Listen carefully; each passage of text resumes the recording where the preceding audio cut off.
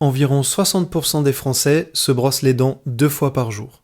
Sur une année, cela représente plus de 700 brossages. Le problème, c'est que la plupart du temps, nous ne réfléchissons pas du tout aux dentifrices que nous utilisons.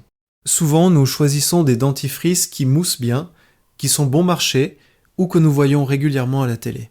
Mais vous savez quoi ? 90% des personnes qui regardent cette vidéo ont dans leur salle de bain un dentifrice qu'elles ne devraient jamais acheter.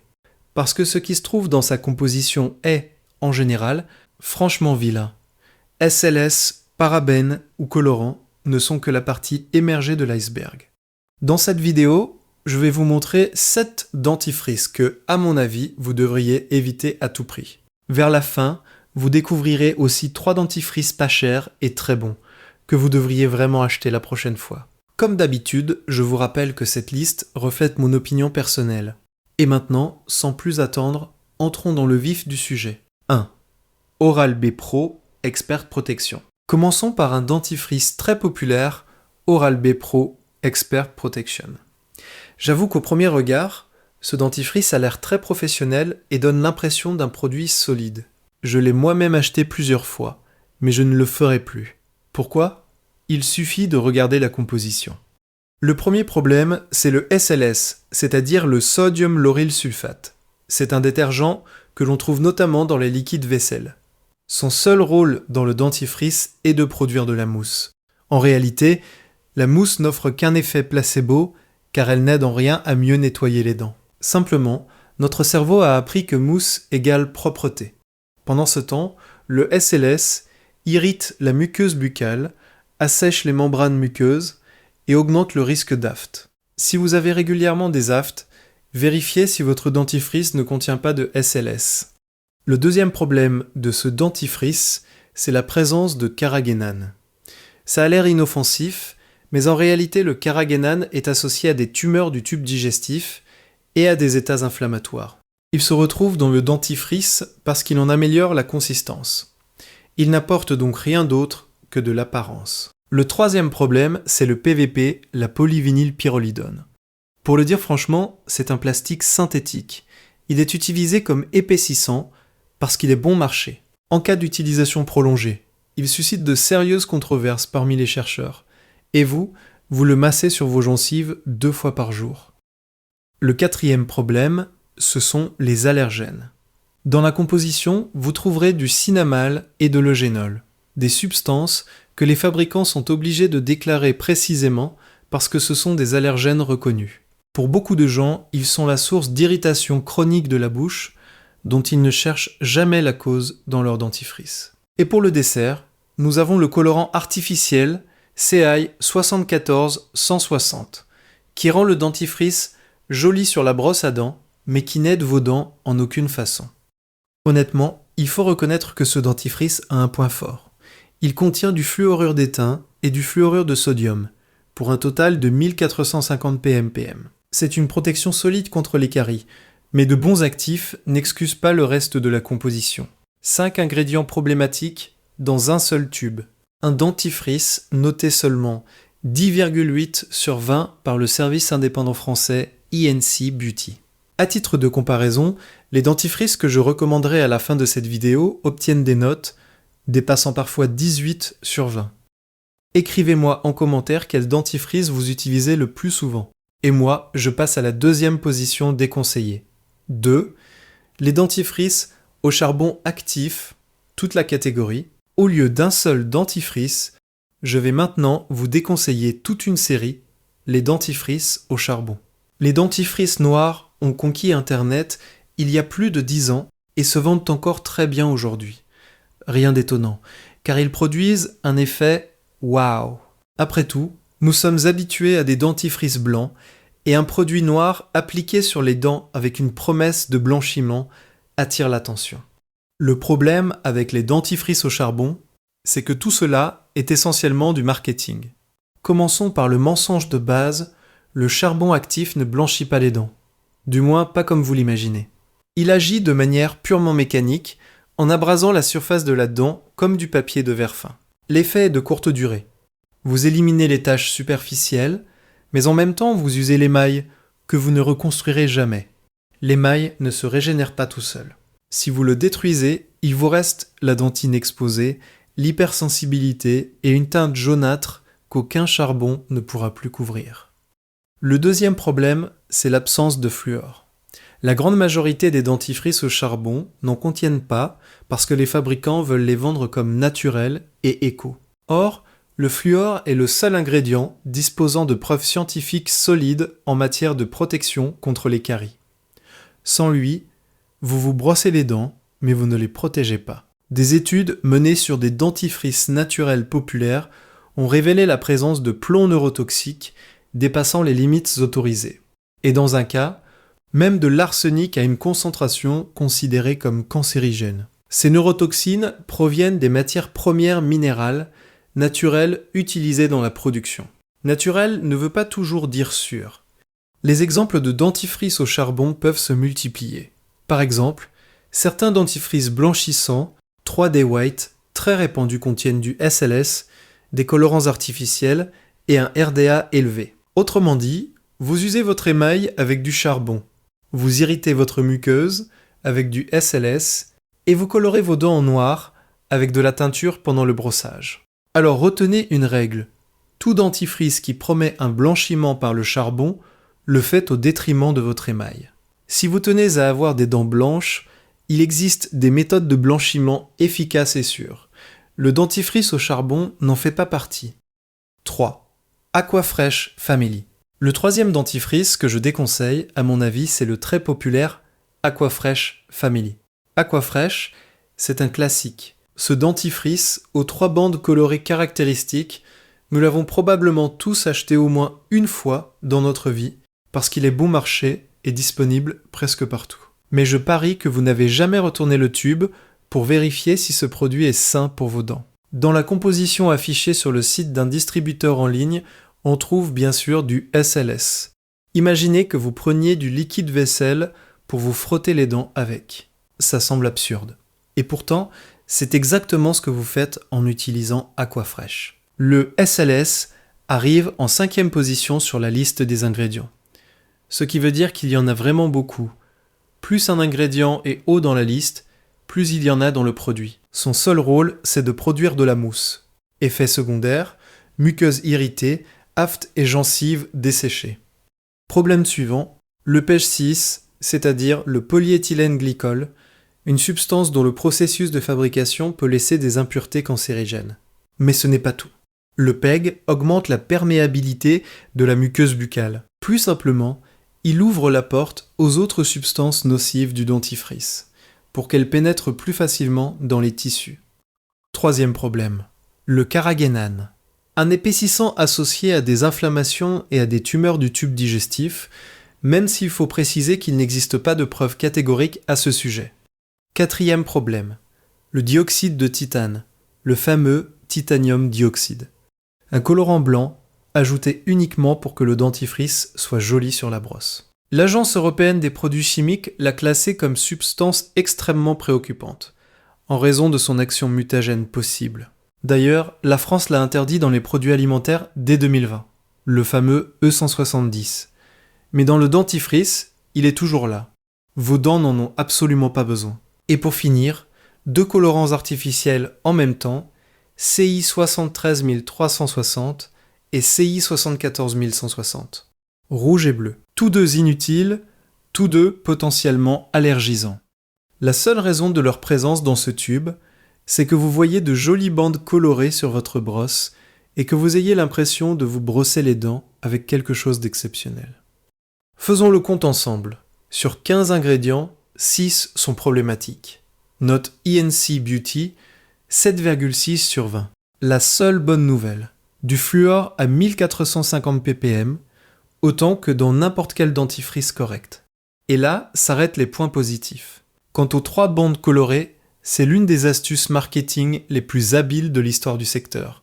Le blanc, c'est pour les dents, le rouge pour les gencives, et le bleu évoque l'haleine fraîche. Ça sonne comme une protection complète, mais c'est plus du marketing que de la santé bucco-dentaire. 4. Les dentifrices sans fluor, toute la catégorie. Et maintenant, encore une fois, je ne vous déconseille pas un dentifrice en particulier, mais toute une catégorie, les dentifrices sans fluor. Le fluor est une substance parfaitement innocente qui, à un moment donné, a acquis une très mauvaise réputation. Soudain, il s'est avéré, paraît-il, que le fluor était un poison, un complot gouvernemental et une substance qui détruit le cerveau et les os.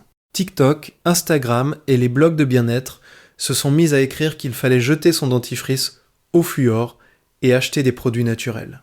À une époque, j'ai moi aussi cru à cette théorie. Après tout, il vaut mieux acheter des produits naturels que des produits avec un ingrédient artificiel. Non, mais j'en ai été vite guéri. Le fluor est la seule substance du dentifrice disposant de preuves solides, confirmées à maintes reprises en matière de protection contre les caries. Il agit à 2 niveaux. Premièrement, il renforce l'émail, le rendant plus résistant aux acides produits par les bactéries. Deuxièmement, il freine la croissance même de ces bactéries. Aucun substitut naturel ne fait les deux à la fois. Alors, qu'est-ce qui est censé protéger vos dents dans les dentifrices sans fluor? L'extrait de menthe, l'huile d'arbre à thé, ou peut-être le charbon, tout cela sonne bien, fonctionne sur le plan marketing, mais du point de vue dentaire, ça ne fonctionne pas. Maintenant, démontons les mythes un par un. Mythe numéro 1, le fluor est toxique. Le fluor en excès peut être nocif, mais aux quantités contenues dans les dentifrices, il est sûr et bénéfique pour la santé bucco-dentaire. C'est comme dire que l'eau est mortelle parce que, bu, à raison de plusieurs dizaines de litres d'un coup, elle vous tue. C'est la dose qui fait le poison. Mythe numéro 2, le dentifrice sans fluor marche aussi bien. La majorité des études montrent que les dentifrices sans fluor sont moins efficaces dans la prévention des caries, surtout chez les enfants et les personnes à risque élevé. Et quand un dentifrice sans fluor peut-il avoir du sens? Uniquement dans des cas très spécifiques. Chez les jeunes enfants de moins de 3 ans, qui peuvent avaler de grandes quantités de dentifrice, chez les personnes dont l'hypersensibilité au fluor a été confirmée par un médecin, ou là où l'alimentation et l'eau potable apportent déjà une quantité excessive de fluor, ce qui est rare. Si vous ne faites partie d'aucune de ces catégories, vous n'avez aucune raison de renoncer au fluor. Le plus grand paradoxe de cette histoire, c'est que les gens achètent des dentifrices sans fluor parce qu'ils ont peur qu'ils leur fassent du mal, puis au bout d'un an, ils vont chez le dentiste et découvrent qu'ils ont plusieurs dents à soigner. 5. Sensodyne Deep Clean. Et maintenant parlons de Sensodyne Deep Clean. Sensodyne est une marque qui jouit d'une bonne réputation dans sa catégorie. Elle est recommandée par les dentistes, achetée par des gens qui prennent leur hygiène bucco-dentaire au sérieux, et elle est plus chère que le dentifrice moyen de supermarché. Si vous avez les dents sensibles, c'est probablement vers Sensodyne que vous vous tournez. Et c'est là que le problème commence. Parce que la variante Deep Clean contient un ingrédient qui ne devrait jamais figurer dans un dentifrice pour dents sensibles. Je parle du SLS, que vous connaissez déjà. Il faut préciser que la plupart des variantes de Sensodyne ne contiennent pas de SLS. Ce n'est ni un hasard, ni un oubli du fabricant. L'entreprise sait parfaitement que le SLS agresse les muqueuses sensibles. C'est pourquoi elle l'a éliminé de la majeure partie de sa gamme. Deep Clean est l'exception. Deuxième problème, le pêche-ci dans la composition. Vous le connaissez déjà, il augmente la perméabilité de la muqueuse, facilitant la pénétration d'autres substances dans les tissus. Il y a aussi le colorant artificiel CI 42090, un bleu qui donne au dentifrice un air professionnel et frais. Et qu'a-t-il de bon ce dentifrice? Du nitrate de potassium, un ingrédient efficace qui apaise l'hypersensibilité en bloquant la transmission de la douleur dans les tubules dentinaires. Plus du fluor, sous forme de fluorure de sodium. La protection anti-carie est là. Et c'est à peu près tout. Remarquez l'ironie de la situation. Vous achetez un dentifrice plus cher parce que vous voulez prendre soin de vos dents sensibles. Vous payez plus en comptant sur une meilleure composition. Et vous recevez du SLS et du Pêche 6, emballés dans une marque prestigieuse et recommandée par les dentistes. Sauf que la recommandation concerne la marque, pas chaque produit de la gamme. La conclusion est simple. Si vous êtes fan de Sensodyne, restez fidèle à cette marque. Par exemple, les variantes Répare et Protège ou les classiques au fluor, pour la plupart sans CLS. Mais Deep Clean, laissez-le en rayon. 6. Colgate Total Whitening. Maintenant, Colgate Total Whitening, c'est l'une de ces marques qui sonne sérieux. Le mot Total suggère une protection complète, comme si vous achetiez une solution unique à tous les problèmes. Et la variante Whitening y ajoute la promesse de dents blanches. Vérifions la composition. Commençons par ce que vous ne trouverez pas sur l'emballage, parce que le fabricant n'a aucune obligation de le déclarer. D'après les informations trouvées sur un site spécialisé en dentisterie, le RDA de ce dentifrice est de 142. Qu'est-ce que ça veut dire en pratique ? L'échelle RDA va de 0 à 250. Un RDA entre 100 et 120 caractérise les dentifrices très abrasifs qui dégradent l'état de l'émail et de la dentine, surtout en cas d'utilisation prolongée. Et vous utilisez ce dentifrice tous les jours. Pour un usage quotidien, on recommande des dentifrices avec un RDA d'environ 45. Les dentifrices avec un RDA supérieur à 80 ne doivent en aucun cas être utilisés quotidiennement. Colgate Total Whitening affiche 103 plus que ce que devrait avoir un produit d'hygiène quotidienne. L'émail ne repousse pas. Une fois détruit, il disparaît pour toujours. Et c'est précisément pourquoi ce seul paramètre suffirait à reposer ce tube en rayon et à ne plus jamais y revenir. Mais ce n'est pas tout. Ce dentifrice contient aussi du SLS et des colorants artificiels. Je ne vais pas m'y attarder, je l'ai déjà expliqué plus tôt. A-t-il quelque chose de bon ? Honnêtement, pas mal de choses côté actif. Du fluorure d'étain et du fluorure de sodium pour un total de 1450 ppm, une protection anti-caries solide. Du nitrate de potassium qui apaise l'hypersensibilité. Sans le RDA de 142 et le SLS qui l'accompagne, ce serait un dentifrice tout à fait correct. Et c'est là la plus grande ironie de cette histoire, la variante blanchissante de Colgate Total a une composition pire que le Colgate Total classique, que j'avais testé auparavant et qui s'en était sorti comme un dentifrice moyen, mais pas disqualifié. Le fabricant a pris une base relativement correcte, a poussé l'abrasivité à 142 et a écrit « Whitening » sur l'emballage. L'effet blanchissant est de courte durée.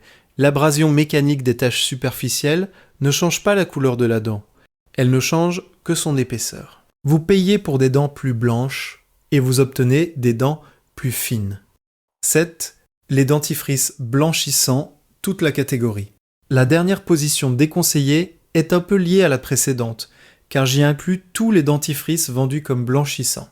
Si vous suivez attentivement cet épisode, vous savez déjà que Colgate Total Whitening a un RDA de 142 et vous savez que c'est plusieurs fois plus que ce que devrait avoir un produit d'usage quotidien. Mais ce n'est qu'un produit. Le problème est beaucoup plus large. Commençons par ce qui est réellement le blanchiment dans un dentifrice. Les fabricants ne l'écrivent jamais noir sur blanc, parce que s'ils le faisaient, personne n'achèterait. Les dentifrices blanchissants fonctionnent de deux manières. La première, mécanique. Ils abrasent la surface de la dent avec des substances abrasives. La seconde, enzymatique. Ils dissolvent les dépôts à l'aide d'enzymes, comme la papaïne ou la bromélaïne. La différence entre les deux est colossale. Les dentifrices enzymatiques agissent en douceur et n'endommagent pas l'émail. Les dentifrices abrasifs font ce que fait Colgate Total Whitening. Sauf que, souvent, le fabricant cache à quel point. En France, les fabricants ne sont pas obligés d'indiquer la valeur RDA sur l'emballage. Vous achetez un dentifrice estampillé Whitening sans avoir la moindre idée si son abrasivité est de 50 ou de 150. Deuxième chose que vous apprenez aujourd'hui, le blanchiment par dentifrice ne fonctionne que sur les taches superficielles. Le café, le thé, le vin rouge, les cigarettes, ce sont des dépôts qui se posent sur l'émail et que le dentifrice peut effectivement éliminer. Mais la couleur naturelle de la dent dépend de la couleur de la dentine, la couche située sous l'émail. Aucun dentifrice ne changera la couleur de la dentine. Aucun. Si vos dents sont naturellement jaunâtres, le dentifrice blanchissant n'y changera rien. Il rendra seulement votre émail plus fin, et plus l'émail est fin, plus les dents sont jaunes. La dentine est jaune, l'émail est translucide. Plus vous usez d'émail avec un dentifrice blanchissant, plus la dentine jaune transparaît. Autrement dit, l'utilisation prolongée de dentifrice blanchissant à RDA élevé rend les dents plus jaunes, exactement l'inverse de ce que promet le fabricant. Comment distinguer un bon dentifrice blanchissant d'un mauvais? Un RDA inférieur à 70 signifie un dentifrice sûr pour l'émail et la dentine. Un RDA entre 100 et 150 dégrade l'état de l'émail, surtout en cas d'utilisation prolongée. Si le dentifrice n'indique pas son RDA sur l'emballage, considérez cela comme un drapeau rouge et par précaution, vous pouvez chercher sur Internet s'il existe des informations à son sujet. Cherchez des dentifrices qui blanchissent par voie enzymatique grâce à la papaïne, à la bromélaïne ou au peroxyde de carbamide à faible concentration. Ou des dentifrices à la nanohydroxyapatite qui reminéralise l'émail et lui rend sa blancheur naturelle de l'intérieur. Ils agissent plus lentement mais ne détruisent pas les dents. Le sourire blanc à quelques euros, c'est l'un des plus vieux mensonges marketing de l'industrie cosmétique. Le vrai blanchiment, seul le dentiste, le fait les 3 dentifrices recommandés. Bon, vous savez maintenant à quel dentifrice renoncer.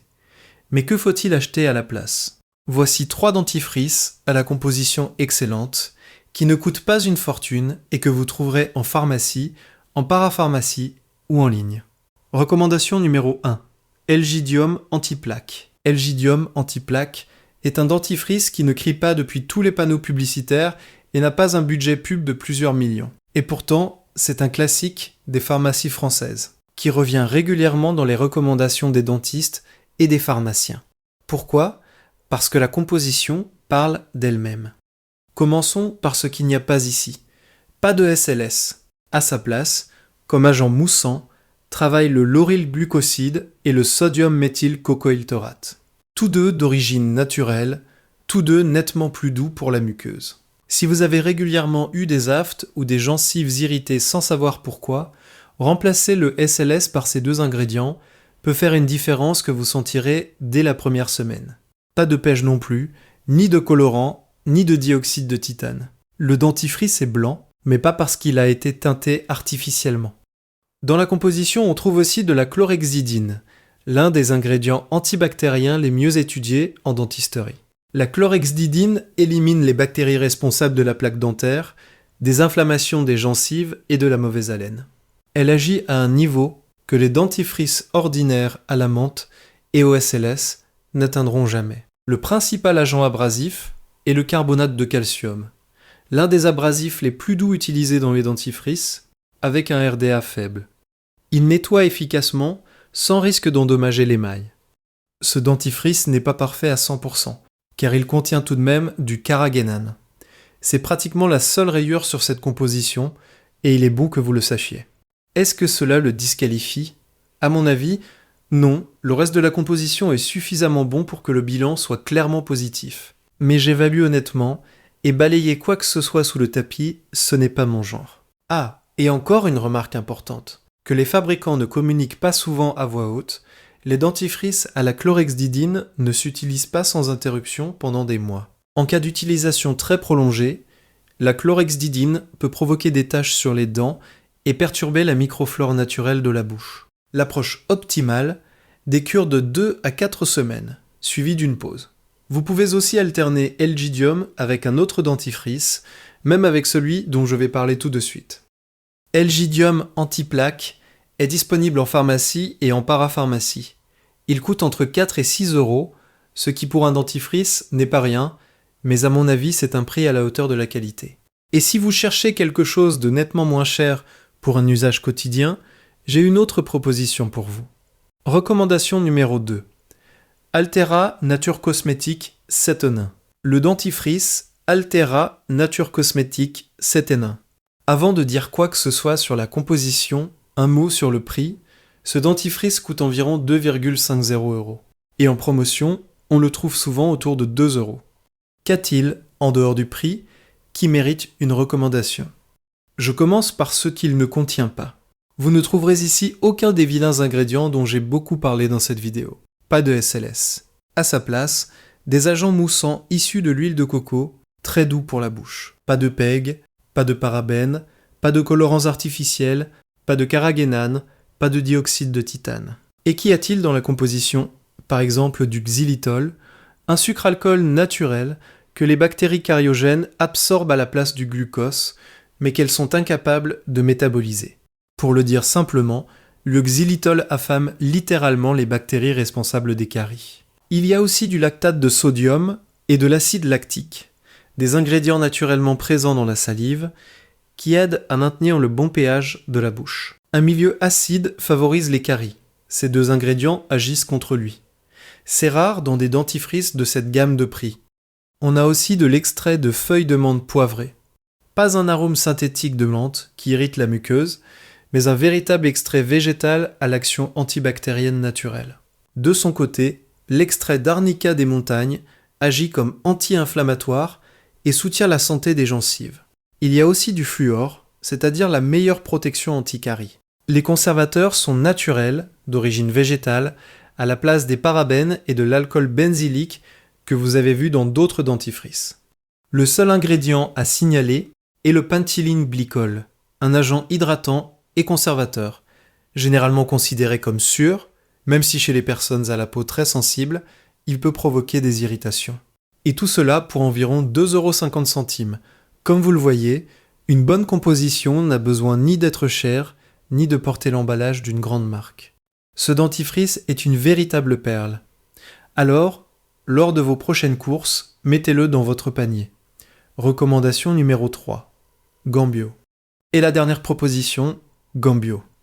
En faisant mes recherches pour cet épisode, je n'ai vraiment pas eu la tâche facile pour trouver des dentifrices dignes d'être recommandés. Le marché regorge de produits à la composition douteuse. Et les dentifrices que l'on peut recommander en toute bonne conscience se comptent sur les doigts d'une main. Gambio est un très bon dentifrice, même s'il n'est pas parfait non plus. La composition compte 14 ingrédients. Ça paraît beaucoup, mais comparé aux dentifrices analysés plus tôt dans cet épisode, c'est presque un record de minimalisme. Commençons par ce qui attire l'attention dès le début de la liste. L'hydrolat de menthe poivrée représente pas moins de 20% de la composition. Ce n'est pas un arôme synthétique de menthe ajouté en quantité infime, juste pour que le dentifrice sente bon. C'est un véritable distillat de plantes, riche en composés actifs naturels, à l'action antibactérienne documentée. 20%, c'est un chiffre qui impressionne même dans les produits premium. Et nous parlons d'un dentifrice disponible en pharmacie et en ligne à un prix raisonnable. Deuxième élément distinctif, le jus d'aloès à hauteur de 2%. Ni extrait ni arôme d'aloès, mais du vrai jus. Il apaise les irritations des gencives, hydrate la muqueuse et soutient la régénération des tissus. Ceux qui souffrent de gencives sensibles ou d'inflammations récurrentes sentiront la différence. L'agent moussant est le lauryl glucoside, issu du glucose et de l'huile de coco, entièrement biodégradable et doux pour la muqueuse. L'édulcorant est un extrait naturel de stevia, à la place de la saccharine synthétique que vous trouverez dans la grande majorité des dentifrices du marché. Un petit détail, mais qui révèle la philosophie du fabricant.